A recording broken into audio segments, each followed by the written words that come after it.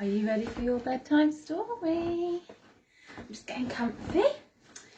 So tonight we've got Room on the Broom. I was very excited to find this story because it's one of my favourites. Are you ready?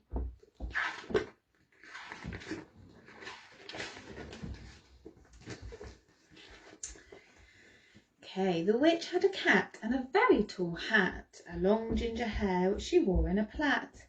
How the cat purred and how the witch grinned as they sat on their broomstick and flew through the wind. But how the witch wailed and how the cat spat when the wind blew so wildly it blew off her hat.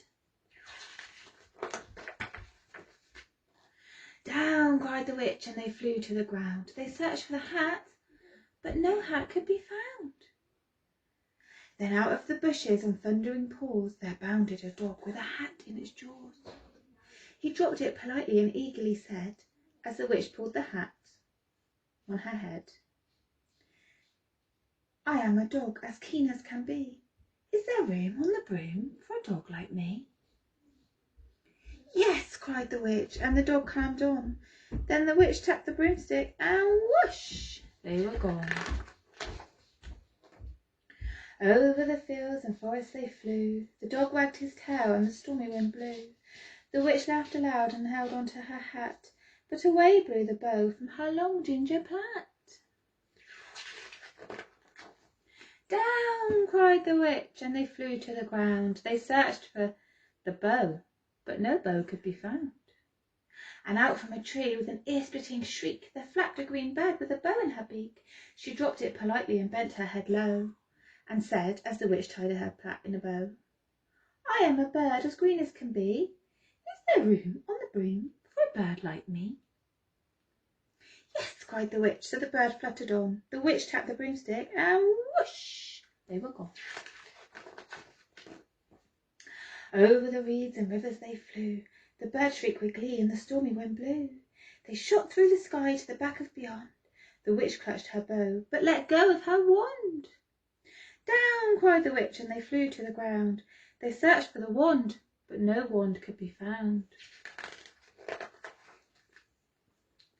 Then all of a sudden from out of a pond leapt a dripping wet frog with a dripping wet wand.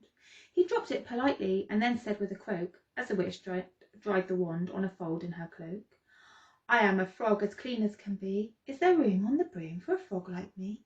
"Yes," cried the witch, so the frog bounded on. The witch tapped the broomstick and whoosh, they were gone. Over the moors and mountains they flew. The frog jumped for joy and the broom snapped in two. Down fell the cat and the dog and the frog. Down they went tumbling into a bog. The witch's half broomstick flew into a cloud, and the witch heard a roar that was scary and loud.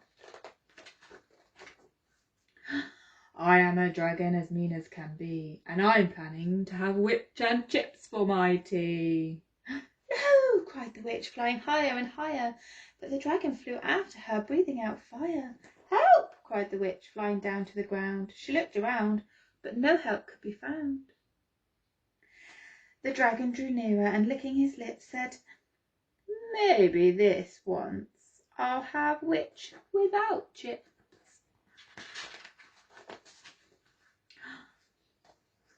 But just as he planned to begin on his feast, from out of a ditch rose a horrible beast. It was tall, dark and sticky, and feathered and furred. It had 4 frightful heads. It had wings like a bird. And its terrible voice, when it started to speak, was a yowl and a growl and a croak and a shriek. It dripped and it squelched as it strode from the ditch, and it said to the dragon, "Buzz off, that's my witch."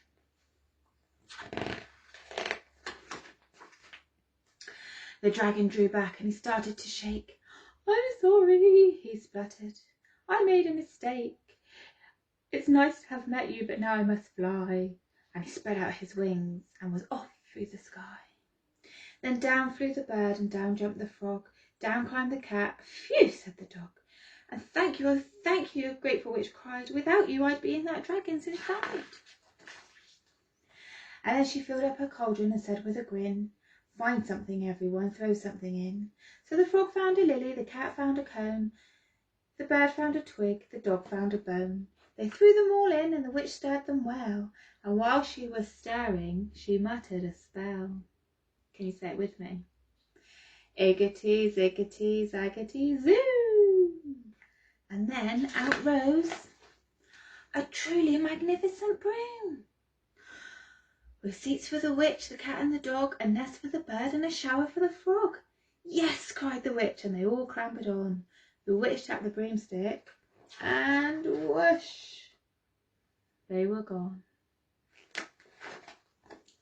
Oh, it's a beautiful story, that one, isn't it? Okay, everybody. Night, night. Sweet dreams.